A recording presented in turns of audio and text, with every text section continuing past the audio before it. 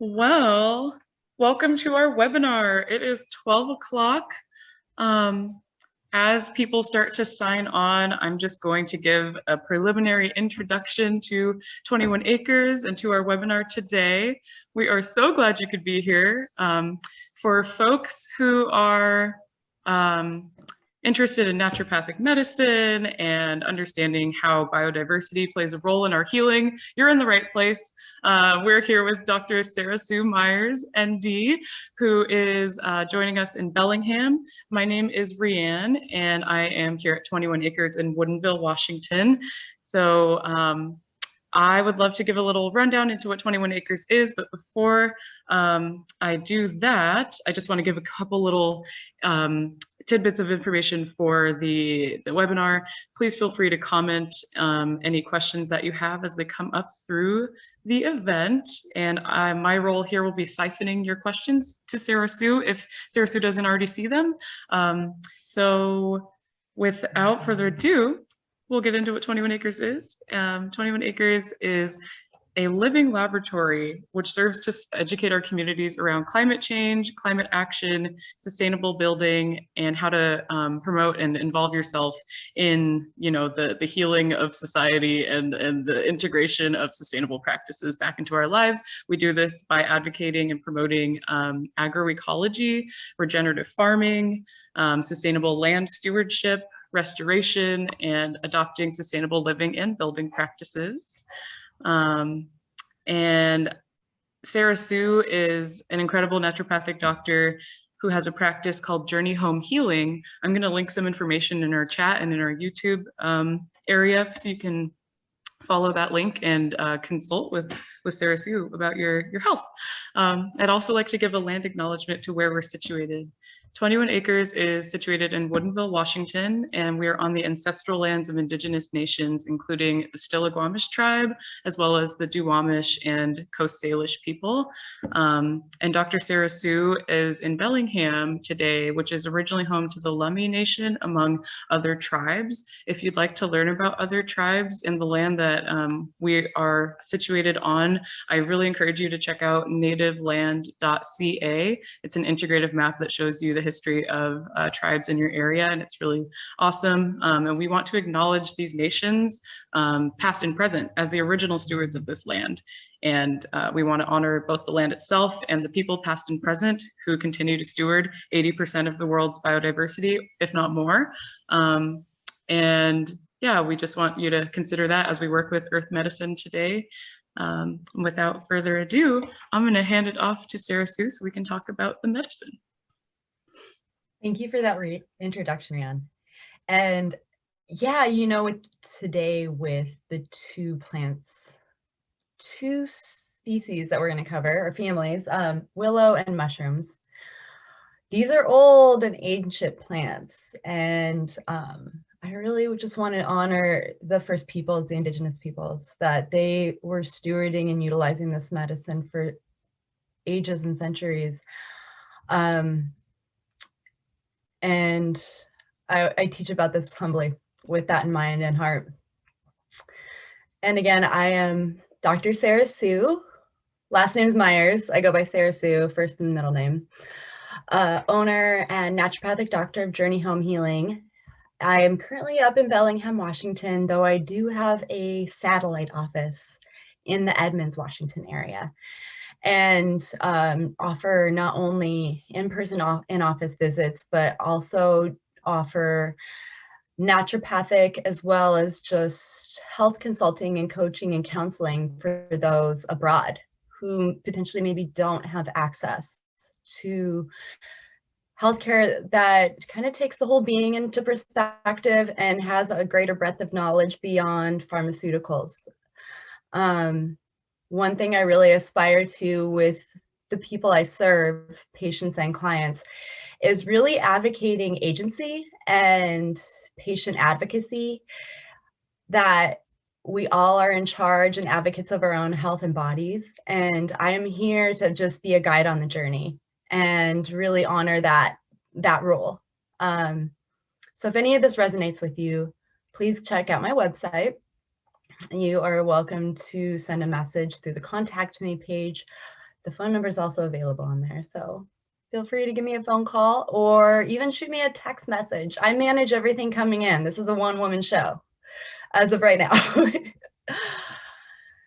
Oh, so yeah, I'm inside today rather than in the field, although I was in the field this morning gathering specimens for the first plant that I would like to talk about today, which is the willow tree. There are many species of the willow that I learned in the research. The one that's most commonly spoken about and talking about in herbal medicine is the white willow. The Latin name for willow is Salix. That's S-A-L-I-X. And then that's the genus name. And then their species is based on, you know, depending on location, other characteristics. So Salix alba is the white willow, but there's many other different kinds. And honestly, I am not an expert at discerning which willow is which. But first of all, I do want to just show you a beautiful specimen of a willow. And I will show you some of my branches that I also harvested. Let's see here, where is the screen share? Pardon my slowness of navigating Zoom this morning. No worries. Zoom is very confusing and jarring. Yeah, okay, so this is my fancy Google search of Salix alba images. And, you know, just to show you a few of the way that the trees are, willows love to grow in wet areas. And they have the nice drooping branches that hang down. Here's a nice specimen. I swear I saw half a dozen of them when I was out this morning. I took my son on a little stroller adventure looking for a willow that was not on someone's personal property that I could harvest a couple branches from. But I also wanted to just point out what the tree actually looks like, the bark of it, because I think we all have familiarity with what a weeping willow looks like. But I think it's really important to also get a sense of what the bark looks like, because what I discovered is there are actually some lookalikes, at least in our region. One that also has those drooping hanging branches. Let me grab one of them here. So this is a branch of the willow tree. Nice and bendy. And this is with just harvested a couple hours ago. They have such beautiful medicine and their flexibility, which we will talk about, and which was even talked about, very beautifully worded, I think credit of Rianne, of this description of today's class too. I loved your description, Rianne. Thank you for that. Thank you.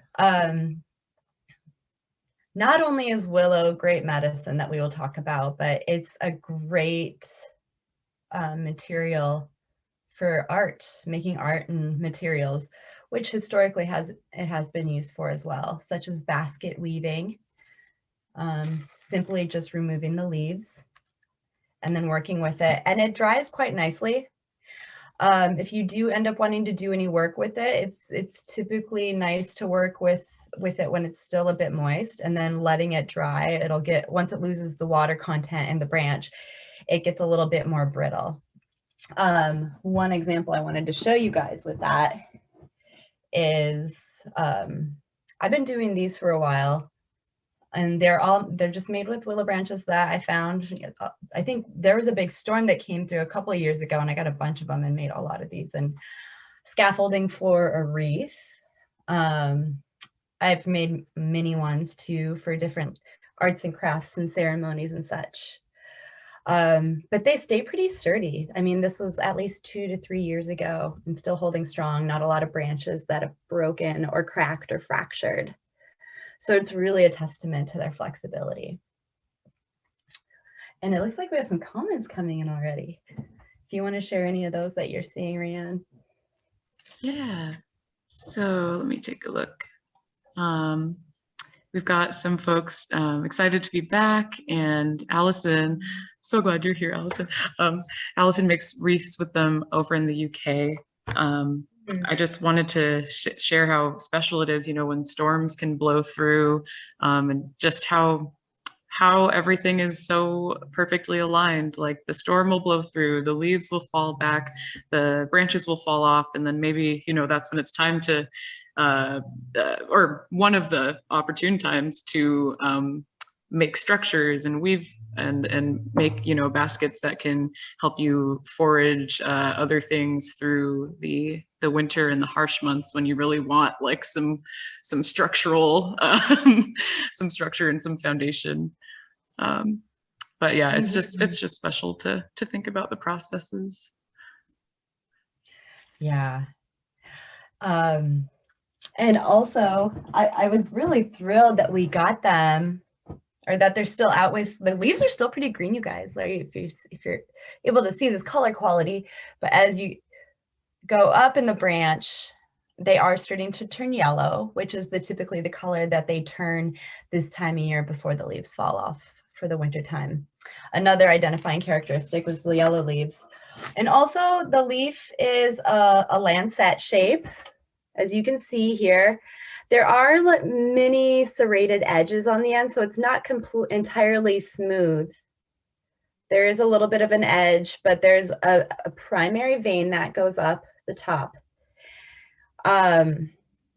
One of the lookalikes that I've been noticing is a type of birch tree around here, which also has the nice droopy branches. And actually, I was explaining this to my son because he was pointing out, oh, is that a willow? And it's like, it looks a lot like one, but like we need to look at some of the differences. And with the birch leaves, they're more heart or diamond shaped, much more serrated or tooth edge, kind of like a saw, a hand saw. But then also, let's see, I want to go back to this picture of the bark, which is also important. I also want to highlight this because that's one area where the medicine is actually extracted from or harvested from. With the birch tree, there were swaths of, let's see, did I do that right? Stop share. That is not the one I want. Okay. Here we go. Yeah, here we go.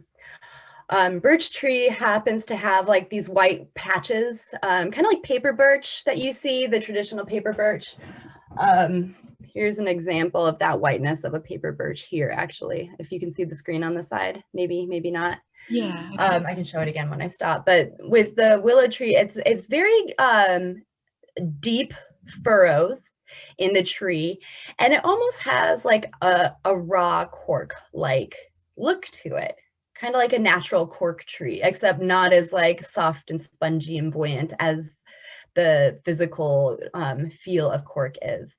And actually the one I harvested from today, that pattern of the bark was even going around in swirls around the tree. So almost even more horizontal than vertical. Again, here is more of that paper birch. So the birch lookalike had little patches of that with bark that kind of looked like it in between. But again, you know, looking at leaf shape and the presentation of the bark, it can get a little tricky and complicated identifying trees, at least for me, that I find. And so I really have to take a step back, look at the shape of the tree, look at a leaf, but also notice what the bark looks like, which we're going to talk about a couple trees next month too. So if you've been attending regularly, just start to notice the trees around you, even if you don't necessarily know them. Notice the differences in the different physical attributes. I mean, the step number one of being an herbalist is simply just observing and paying attention to what's around you in the natural world. You don't have to be an expert in identifying and have all the medicinal characteristics memorized in order to be an herbalist.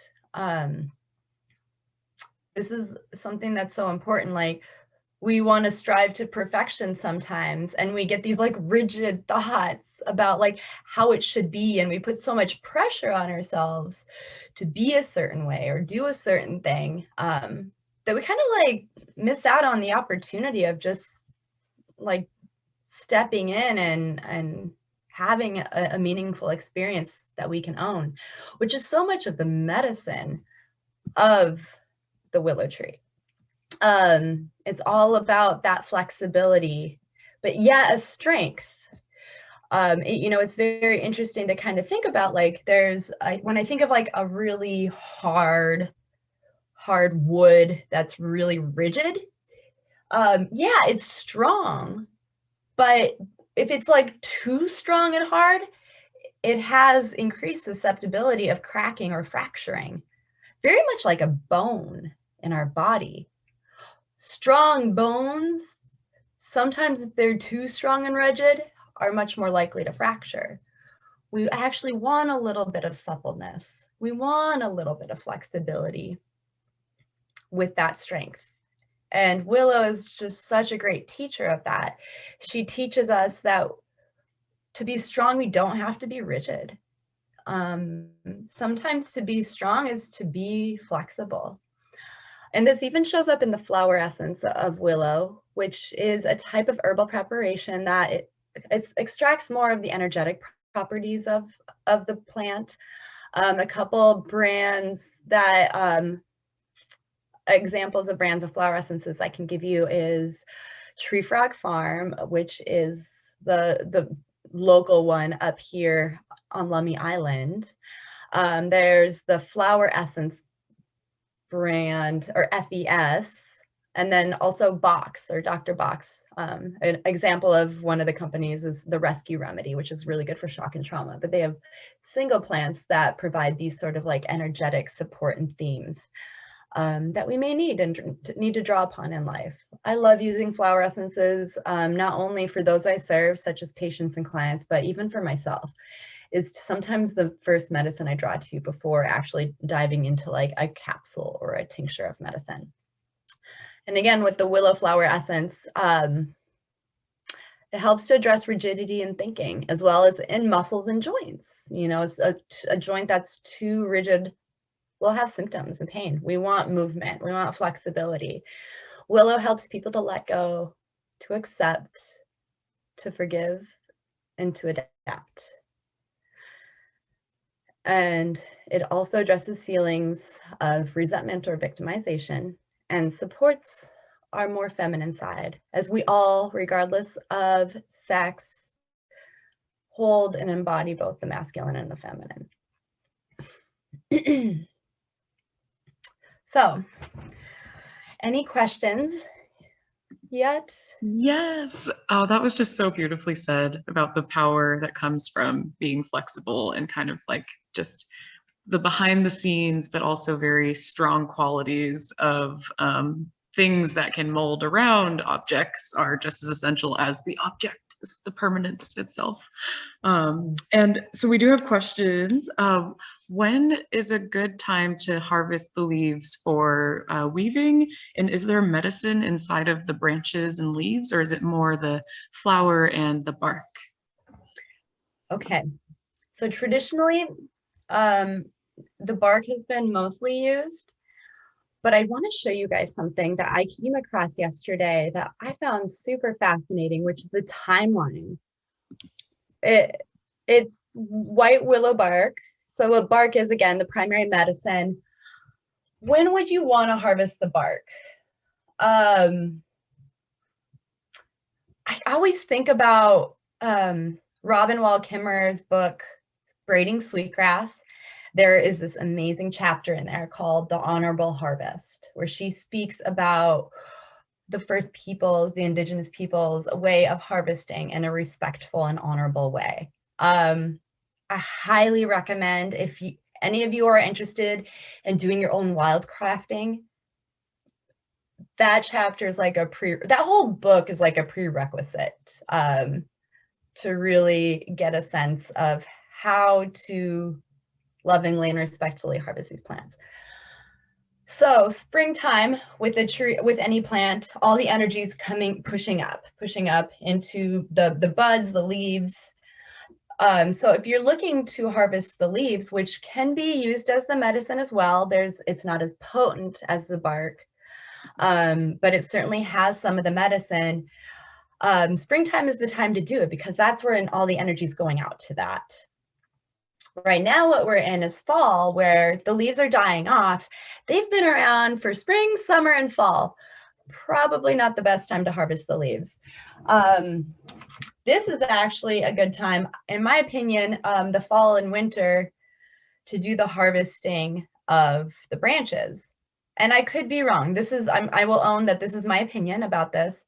For one, because that's when bigger storms come through. So there might be the big willow branch that like fractures off the tree, or that you can find and harvest. But I mean, there's plenty of willows around. If you can find one on a public land that needs a haircut, she benefits from getting pruned this time of year. So thinking about like, when do you prune a tree in general? And it's usually like late autumn, winter time. So, you know, like, yeah, like I harvested these branches, but in a way I was also pruning her and giving her a little haircut that she probably needed this time of year. And then just removing the leaves. As for the bark,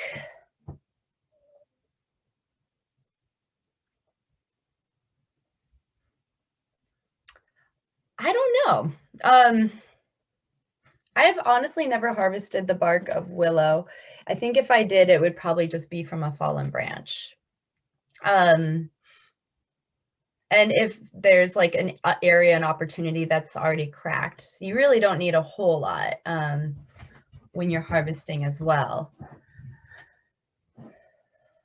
Probably not springtime, because that may distract putting the energy out to the leaves and the buds. So probably more like late summer, fall, winter would probably be a better time for that as well. Let's talk about the medicine of it. Oh wait, first I wanted to show you this really cool timeline here. So another screen share, here we go.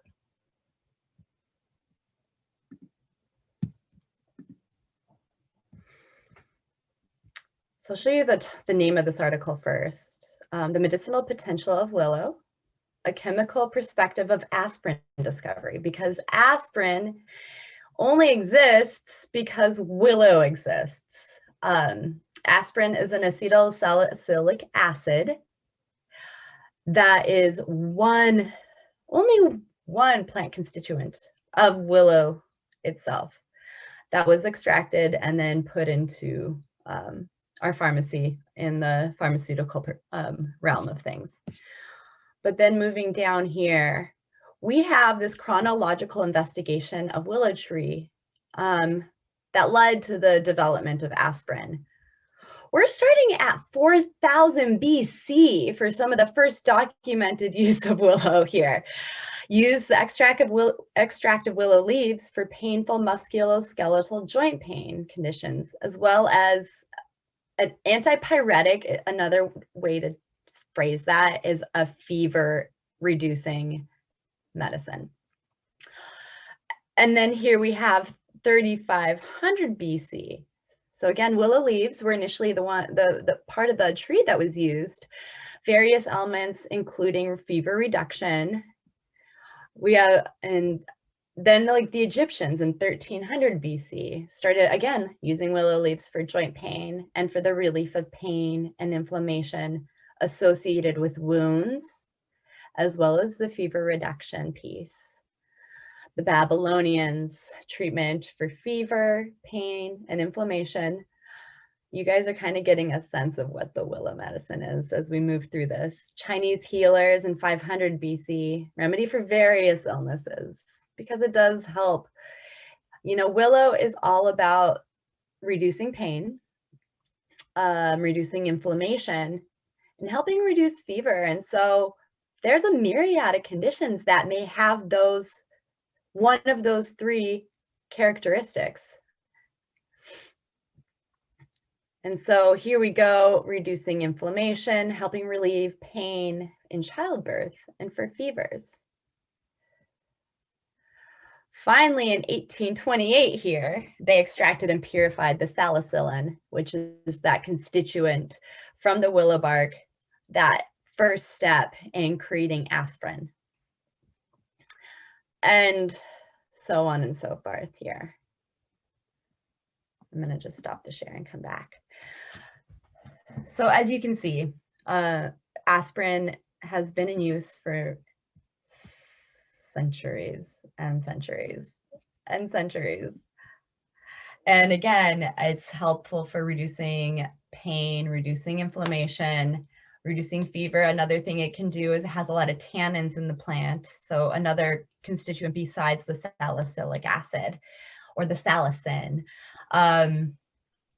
that can be helpful at drawing and drying if there's any conditions that potentially may need that. So if you think of like an open weepy wound that has a lot of like discharge and weeping from it, pun not even intended, you could get some weeping willow leaves, make a little poultice, and even just place that over that area as an herbal poultice. And that will not only help with that astringent property of the tannins, but it's also going to help reduce pain and help with any inflammation that's going on. For folks who aren't aware of a poultice, you're the person who taught me this when you were walking on the farm having these classes. Could you maybe explain really quick? Yes, thank you for catching that. I really need that support at times. So poultice is, let's just talk about an analogy. So if you're going to dress a wound with something from Rite Aid or Walgreens, you're going to place an antibiotic cream on top of the wound first, and then place a bandage. So if we're out in nature and so we don't have Neosporin, but we have plants, and so let's say we have willow leaves, we can place willow leaves on the wound itself. But a lot of the constituents are in the little itty bitty cells. So a more effective poultice would be macerating it, breaking it up, or sometimes simply the most rudimentary of ways, chewing it up with your teeth. Oh yeah, it's definitely better. I remember spit poultice here, and then you can place that on the wound and put a bandage over it. What was the plant that we did this with? The plantain, I think. Plantain leaf. We were walking around and there were just so many, and we like everyone on the tour tried it and we made our own poultices together. Now I want to do it with you. I don't have a willow leaf, but it would be really awesome. I missed the part. What kind of wounds is that best for again? Is it even like sore joints or no, probably? Sore joints, you'd probably want to do it more internally, potentially. I'm thinking more of like a cut that is just like oozing like that clear to white fluid. The weeping, yes, okay. I know. I actually like that was not planned at all. Oh, the cleverness that just spontaneously shows up. But otherwise, if you're working with the leaf or the bark and you harvest it and want to try it internally, just a simple water infusion will do. So if it's the leaf, an infusion is the way to go, where you heat up a pot of water to boiling. If it's a light, fluffy part of the plant, like a leaf or flower, once you put that part of the plant in, you can shut that heat off, cover it up so that there's not steam escaping, because it might be losing some of the other plant constituents like volatile oils or essential oils, and let it sit for 20 to 30 minutes. With the bark, that's a lot more dense, and so it requires longer, more prolonged heat to extract the constituents. And with that, you want it on a low boil and placing the bark pieces in and covering it up and letting it boil, or decoct is the herbal term for that kind of preparation. I would say anywhere from 30 minutes to a couple hours, just depending. Nature's Band-Aids, yes. The salicin that is in the willow bark, super interesting about that, it doesn't actually get active until it reaches your digestive tract where your microbiome is. All of the gut flora, the digestive flora, the beneficial bacteria, and it's the bacteria that helps convert it to the active salicylic acid. Again, that is an aspirin. I haven't talked about this a whole lot in the plant medicine walks, but I think that this kind of relationship is actually much more present and prevalent than we realize. I think that our microbiome, the bacteria in our gut, we rely on it for so many things, including converting our herbal medicine to a form that is therapeutic for us. And the salicylic acid is a really good example of that. One of the issues with using aspirin on a regular basis is that it can really help hurt the stomach and create things like stomach ulcers, and it can also thin the blood, which it is used for medicinally in the pharmaceutical world as a kind of a mild blood thinner. With that said, those aren't necessarily observed when people take the whole willow plant or like just the willow bark, because again, there are all these other plant constituents. It's not just one isolated compound. And it really begs this conversation, an acknowledgement of like, yes, there is one beneficial constituent that was identified and isolated, but Mother Nature does not really, I don't know how frivolous she actually is, whether we call it Mother Nature, Creator, God, some higher being of why these plants exist on the earth and why they have the characteristics they have. But I think that a lot of these other constituents are there to protect the body and mitigate some of these things that just aren't protected. They lose their ability to be protected when we're just isolating simple extracts of them. So the risk of bleeding and stomach ulcers and GI upset in general when taking the willow bark is very low. I did do a pretty conservative search of safety as well. And it seemed like across the board, what I found as far in regards to safety is that it's possibly safe, possibly unsafe. And that's probably just due to studies of different populations, like pregnant women and breastfeeding women.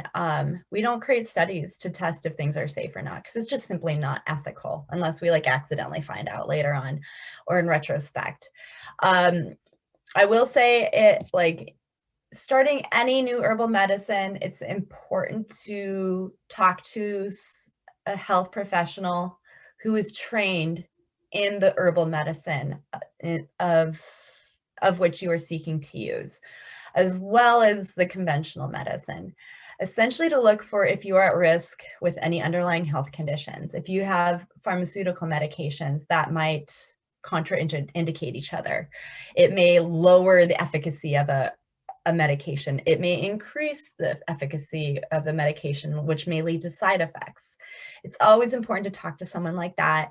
And if you don't feel satisfied with the answer, get a second opinion, get a third opinion, get informed, because again, this is your body. You are the primary advocate of it.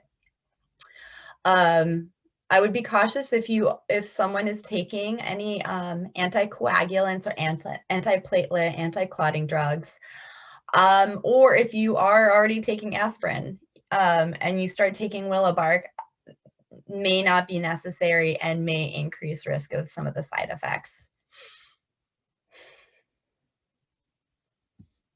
I would say in general, like with the pregnancy and breastfeeding, to err on the side of conservative and just waiting, unless you have consulted, and again, your doctor, midwife, naturopath, and confirm that it is indeed safe.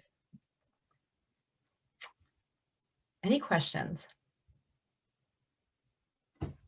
Yes, that is a really good point that Carol just mentioned. I was just thinking about the conditions that willow trees grow in, and where we might be able to find some of these. And I know that they do grow in wet, swampy kind of areas because they have an amazing extensive root system. They're not great to plant next to your home. They might mess in your pipes, and they might, work their way into your those underground things. They're an incredible plant, but they're out, in usually like wetland areas that also receive good sunlight.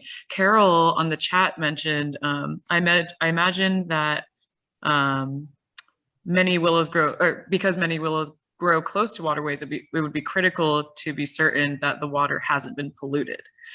Now, that is a really good point. I'm not sure about the level of phytoaccumulation that these plants do and what kind of heavy metals or anything like dangerous that they take up, but I assume they probably do take up some heavy metals, and phytoaccumulation plants are also quite heavy in wetland areas. And for folks who don't know, phytoaccumulation or phytoremediation is also the term there that they're known by, but they're plants that take in a bunch of heavy metals. Some of the plants that do that are chard, hemp, sunflowers, and mushrooms, which is very hippie and beautiful, but they're cleaning the soil wherever they go.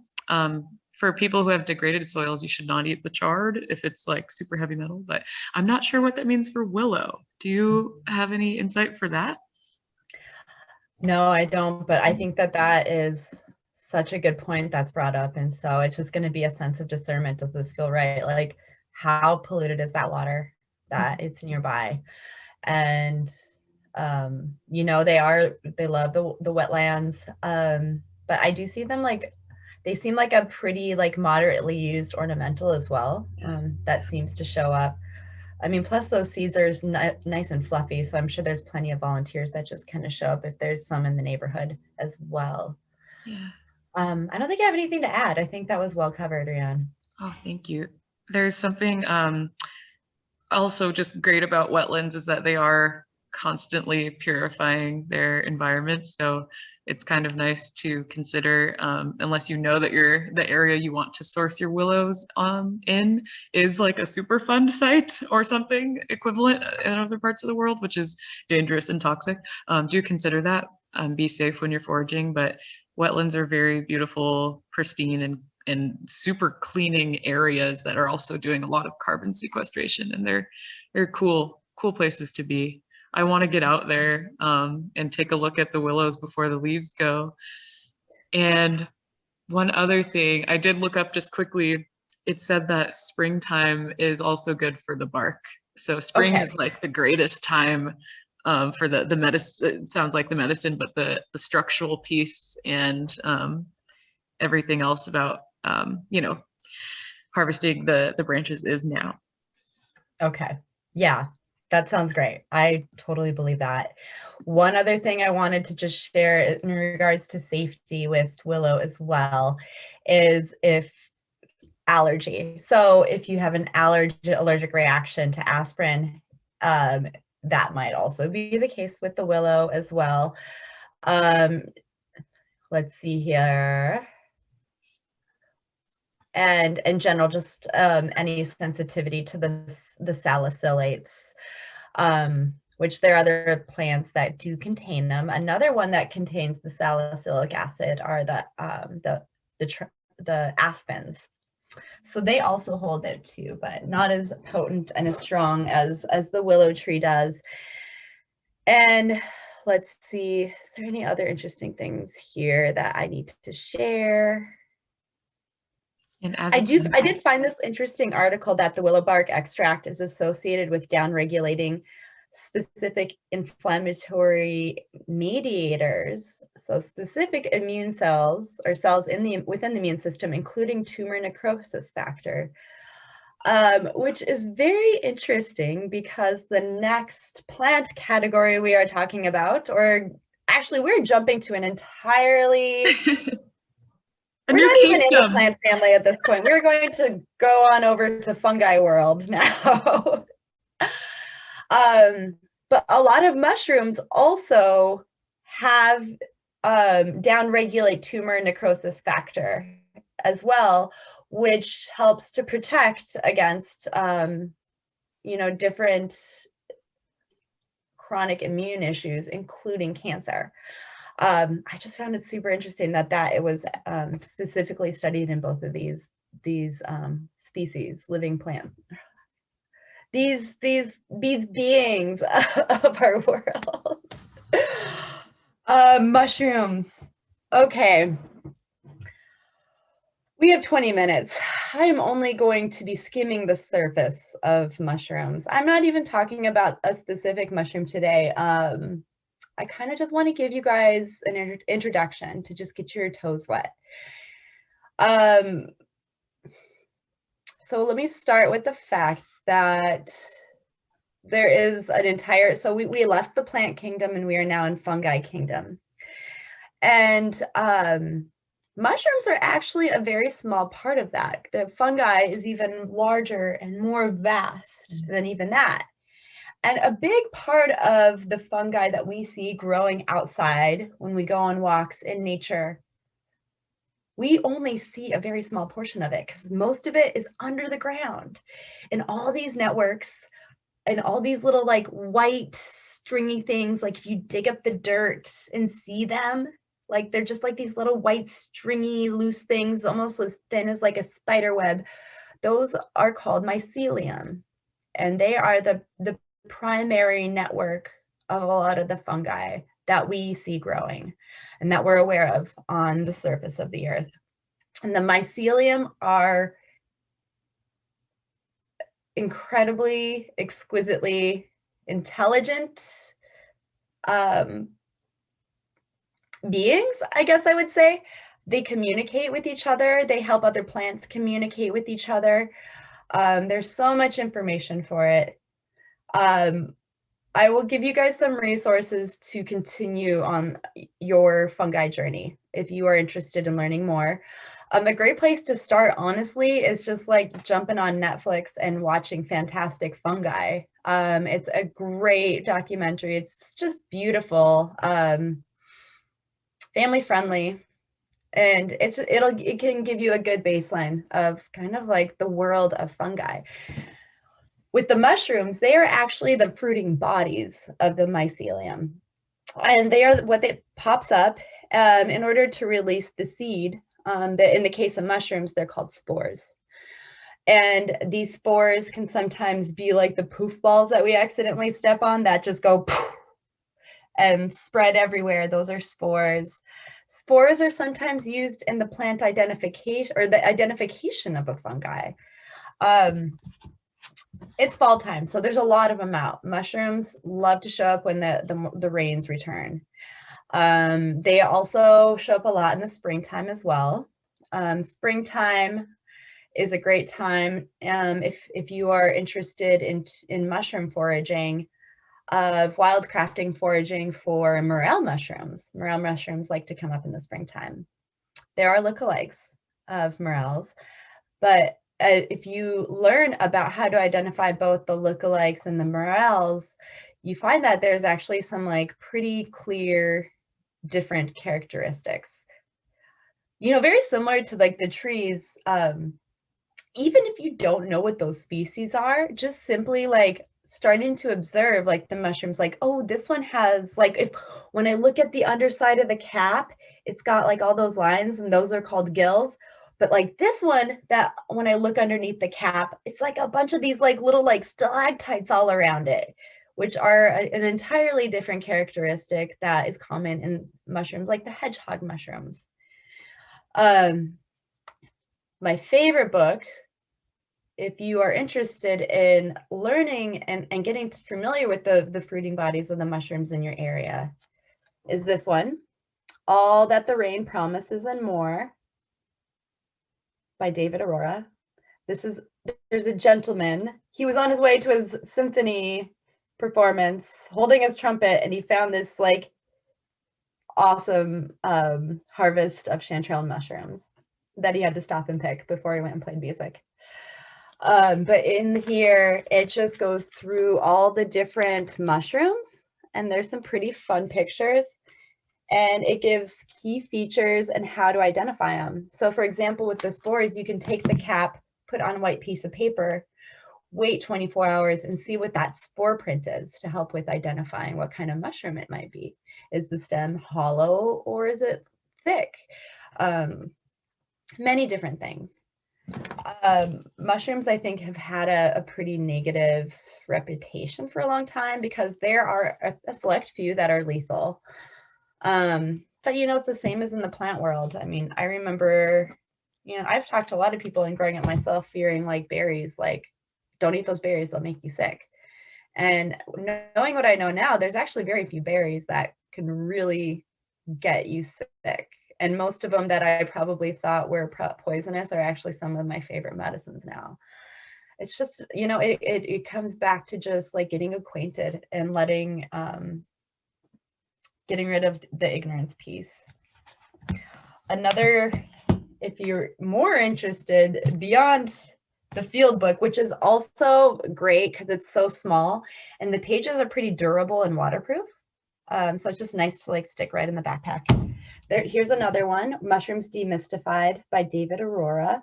Same author as All That the Rain Promises and More. A much more comprehensive book where you can learn about the different mushroom species.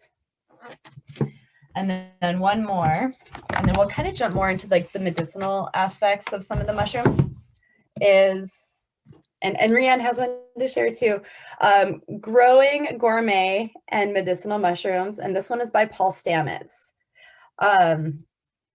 Paul is a mycologist, native to the Pacific Northwest, and he is pioneering and leading so much of the research of mushrooms in this field. He's got a couple amazing TED Talks that you can check out. If you just simply Google Paul Stamets and TED, they will show up. And one of them, he talks about, he gets into some of the medicinal properties of some of our Pacific Northwest native species, including turkey-tail mushroom. And the research behind it, that was done at Bastyr University. That I am alumni of. And actually I have a friend that helped with that research, which was super cool. But they found that turkey tail taken with tamoxifen significantly increased success rates of patients with breast cancer. And he has an amazing story about his mother on that TED Talk too, that is a complete tearjerker for me whenever I watch it. Let's see here. Make sure I'm like getting all the major pieces and not getting too carried away with some of these stories. As you look, we just got these in this week to the farm market at 21 Acres. I don't think I mentioned, we also have a local farm market open year round. We source from 70 or even more small farms that are organic, soil safe, and food producers. One of the products is, maybe I'll make myself big for a second so people can see. So we've got dried reishi mushrooms in from Cascadia Mushrooms, who are operating in Bellingham.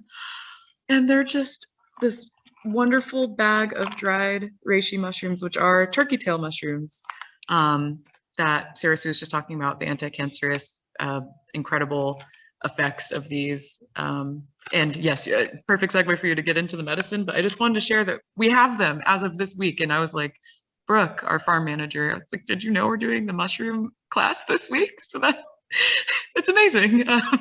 Please stop by when we're open. Oh yeah, and dried mushrooms are invaluable because you can, I mean, they last for so long. You can add them to so many things, like, and it just increases the medicinality of like any food or dish. It's a medical food, really. I want to just do one screen share of the turkey tail, of which I speak about. It likes to grow on logs. Here are a handful of images of the turkey tail.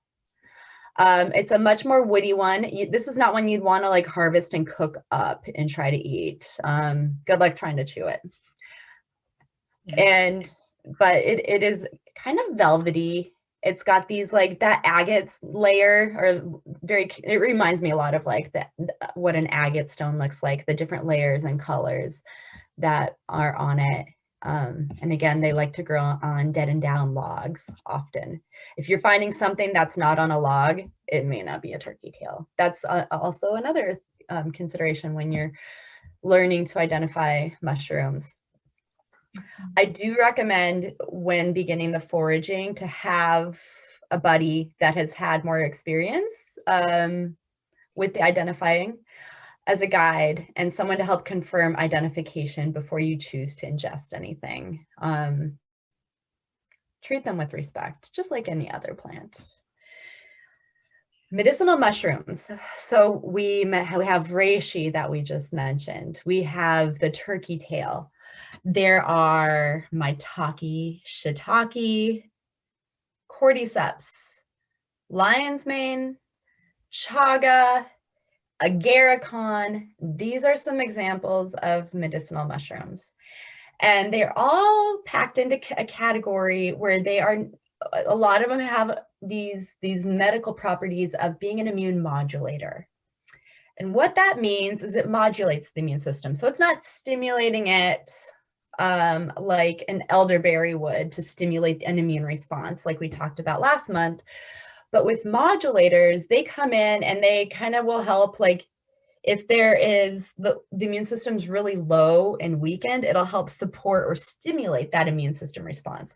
If the immune system's like really like overactive, like in an autoimmune condition, it'll help dampen or lower that immune reactivity.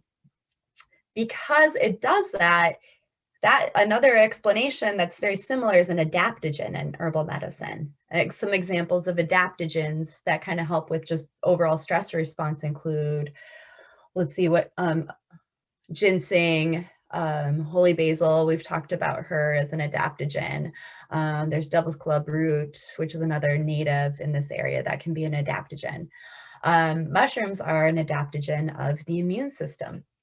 One of the constituents that are in the mushrooms that are helpful with this are these complex polysaccharide carbohydrates, as well as polyphenols and fatty acids. So again, we're not just looking at one specific plant constituent in this. It is an orchestration of multiple constituents that really contribute to the medicinal action of some of these mushrooms.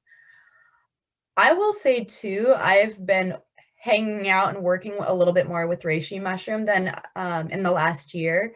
And I have noticed an adaptogenic effect even on energy levels for me. It feels like that like nice, sustained energy support like I would feel taking another adaptogen like devil's club or holy basil. So I do wonder, some of these have adaptogenic properties beyond the immune system. But like just to kind of cue in a bit more of kind of like what that picture actually means or looks like. So I talked about like an overactive immune system. With an overactive immune system, that's going to be something that's like struggling with an autoimmune condition. You don't necessarily want to like stimulate that immune response because it's already kind of like a little like wonky, like doing some things that are a little confused, a little misguided or misdirected. And bringing in immune modulators can help remind the immune system like, hey, let's like take it down a level and go at this like resonance or frequency for a bit. And so it can be really helpful in that respect. And then with more of like the depressed immune system, there's a lot of reasons that an immune system can get depressed. So chronic pain, chronic stress, some sort of life event or scenario, any major stressor, or if you've endured a couple major stressors, that's going to just lower and dampen things, like, or any state of depletion. So perhaps an endurance runner or a wildland firefighter in in this last decade, where there's just been a lot more pressure for that type of work field. Someone in postpartum phase where they're not sleeping, and their whole world is turned upside down, and you know, they're recovering from a major trauma of having a baby. Perhaps it's a caregiver who is caring for an aging family member. That is a time, like those sort of folks need to call in adaptogens and support, as well as calling in like physical help as well. I just want to take a moment to honor any caregiver who is taking care of an aging family member, because that's some of the hardest work that I really think there is. Thank you. I have a couple questions on how best, just with 2 types of mushrooms, of the many you've listed that are amazing. For lion's mane, we sell them in the market as well, and I've been just frying them up with butter and garlic and a couple other things, and I feel amazing when I take it. What some of the best, most medicinal methods to take it? I assume frying it in butter might not be the best to get all the benefits. Right. Thank you for redirecting me too. I got you. Lion's mane too, I just want to give a shout out. Like that is a great one for brain and neurogenesis. You guys, we're really just hitting the tip of the iceberg with this stuff, I swear. But lion's mane is an awesome one, especially if there's any family risk or family medical history of neurodegeneration like Parkinson's or Alzheimer's disease. Lion's mane is like a great medical food to be getting on board. There are some great companies out there. If you are looking for a high quality one, please reach out. Let me know. I can guide you to some great ones. Go to 21 Acres Farmers Market and see what they have there.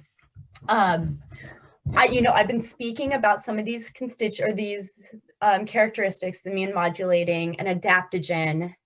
And then I talked about like lion's mane, turkey tail, reishi. There's some of these like more highlighted medicinal plants, but I'll tell you what, like the mushrooms that are in the grocery store, like the crimini mushrooms, enoki, portobello, we do luckily we can find shiitake in a decent amount of the grocery stores. They have these properties too.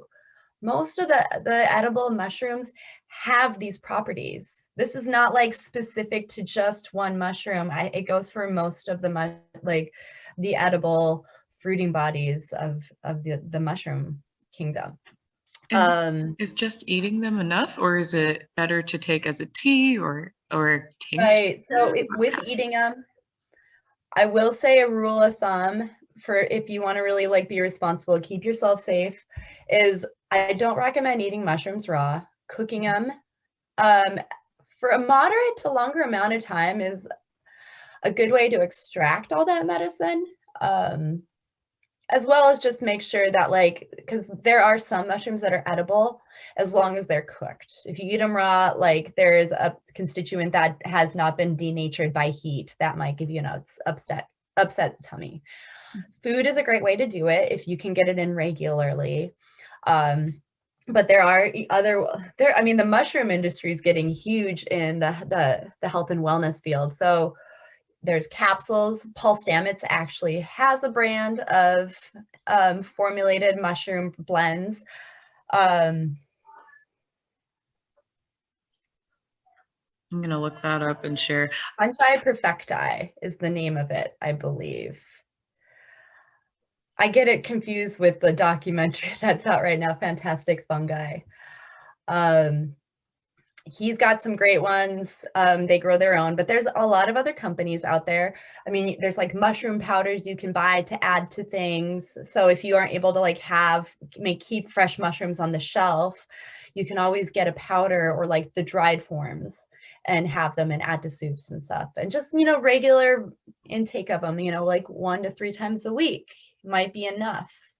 If you're looking for a more specific herbal action, creating a plan with your healthcare provider of what would the best and most disciplined way to be to get this consistently. Also knowing yourself, are you someone that can adhere to schedule and structure and routine and you're going to be able to do it?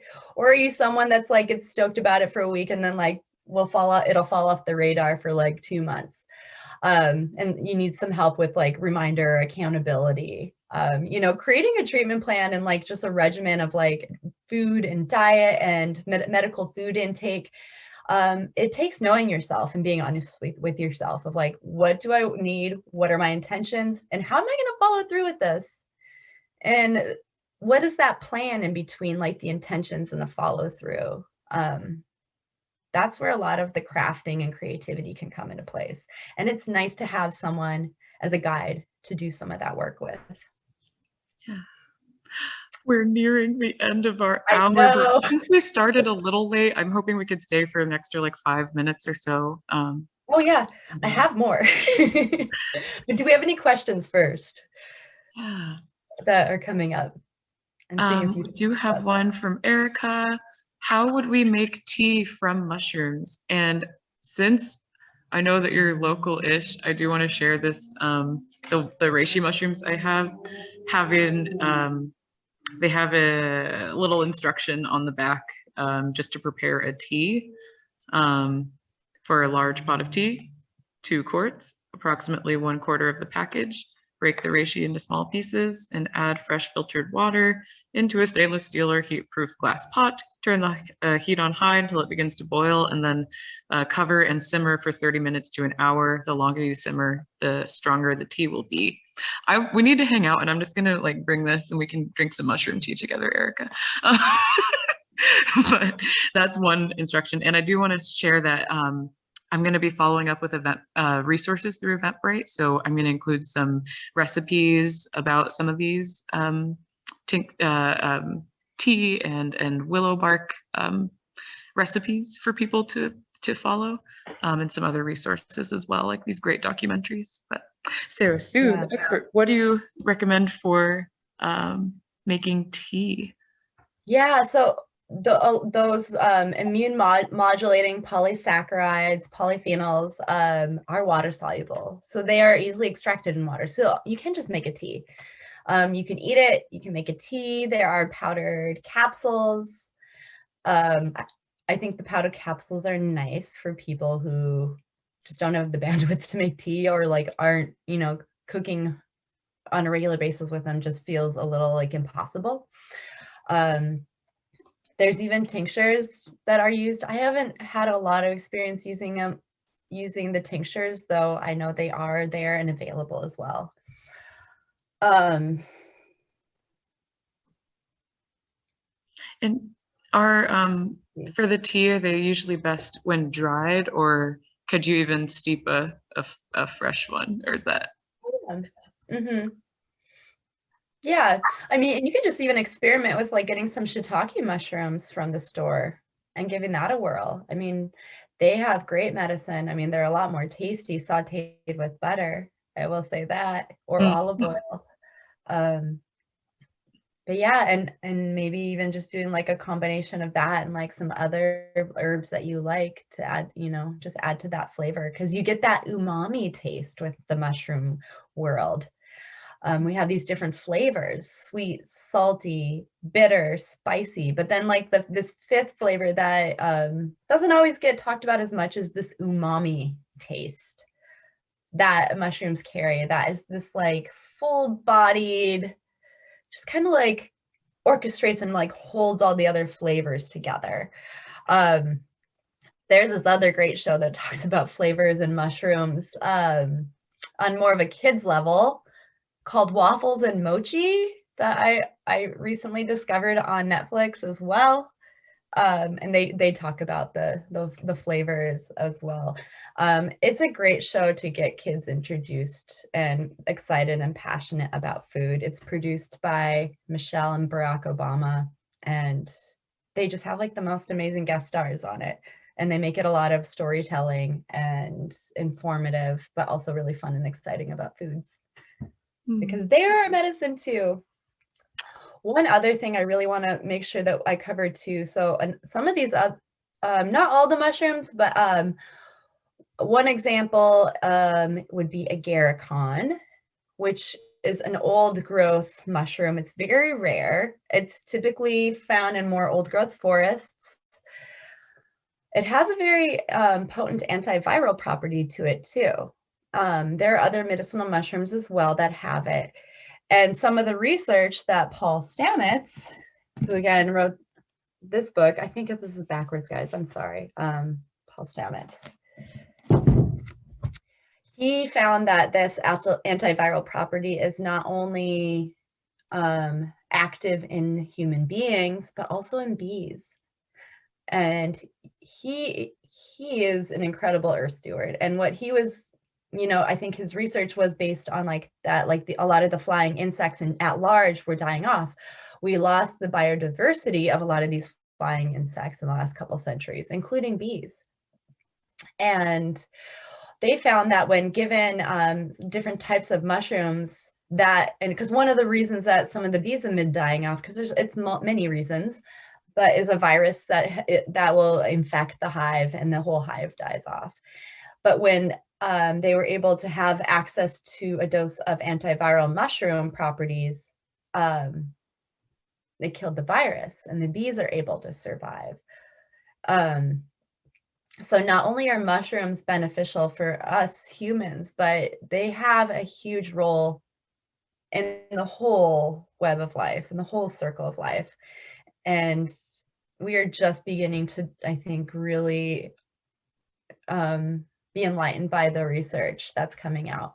Another one was a bioremediation of an area where there was, I believe, oil that was covered in an area, and they decided to inoculate one of those areas with mushrooms. And they did samples later on and found there was very little trace of that oil left. The mushrooms had taken it all up, like Rianne had said, like taken it up and left the land there clean in its path. They're just such incredible. It's just an incredible web of life that we have and we get to experience every day. And mushrooms are, gosh, they're just such a powerful species. Is that the right word? Species. And yeah, they're family. Kingdom. They are a kingdom. Royalty. And I'm so grateful that many of our people attending here have been sharing some incredible resources in the chat that I can't wait to funnel out to those who couldn't make it today. One of which was from Carol mentioning Wood Wide Web.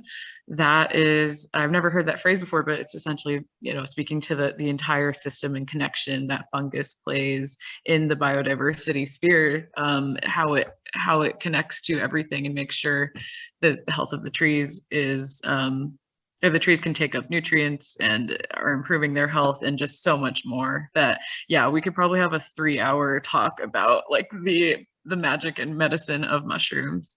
Yeah. And another couple things people have shared before we go. Rita has been awesome with a lot of these resources as well. You guys said at the same time the Fantastic Fungi documentary on Netflix. But Rita shares one more tip about medicine to get the best medicine out of tinctures. Do make sure they're tinctured in alcohol and then water to extract the beneficial elements. That's cool. I haven't heard that before. That sounds familiar. Yes. Thank you for sharing that. Yeah. And thank you everyone for sharing all these incredible resources. Allison as well. I'm glad you could stay on. She shares that there's lots of potassium and magnesium and zinc in shiitake mushrooms. And, again, that's just comes from the digestion, which is amazing. And I'm glad that you could tie in biodiversity and being a land steward to the conversation and how fungus aids in our life beyond what we could ever conceive of, underground in ways that are hidden. But when the fruit comes out, it's so mystical and magical. And it's definitely inviting us in to harvest and eat and heal and walk those spaces too, so we can see them and harvest them safely with our books and our guides. Yeah. And, I think that like today's class, I'm just feeling really grateful because, I'm here as a facilitator and educator, but these you guys who are all here and present and attending and participating, like, we get so much more from all of this. Like, we all benefit when we're all here to connect and communicate. And so in the honor of the mycelium, thank you. Connecting us together. Yes, I guess we've run on a little long, but it was worth it. And I'm so glad everyone could make it today. So for those who, I guess, are taking off, we really thank you again for being here. Your contributions meant everything. I'm so glad we could learn together, as Sarah Sue said. Do reach out to us if you have other questions about Sarah Sue's practice, your health, or any, climate action questions for 21 acres. Please reach out to us. We will list our information again through Eventbrite. And if you're finding us through YouTube, you probably already found our information. For everyone who was going to join next month, we will meet again the first Saturday of the month. I believe that is December 4th. We're going to talk about the magic of trees, cedar, and some others to be mentioned. So we can't wait to have you again. All right, from us here, we'll wave goodbye, and we appreciate you coming again. Thank you so much for your time.